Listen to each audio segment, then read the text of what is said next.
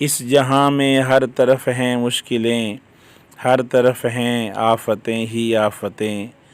آج کل کی مشینی زندگی میں ہر شخص پریشان ہے، لیکن پریشانیوں سے نجات کا ایک نسخہ آپ کو بتا دیتا ہوں۔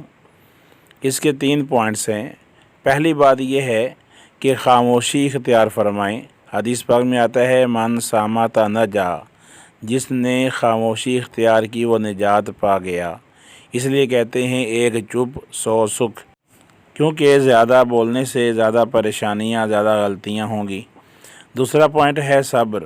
صبر کرنے سے رب تعالیٰ اجر عطا فرماتا ہے۔ اللہ تعالیٰ صبر کرنے والوں کے ساتھ ہے۔ صبر کرنے والوں کو رب تعالیٰ نے خوشخبریاں دی ہیں۔ ایک اور مقام پہ فرمایا اگر تم صبر کرو گے تو یہ تمہارے لیے بہتر ہے۔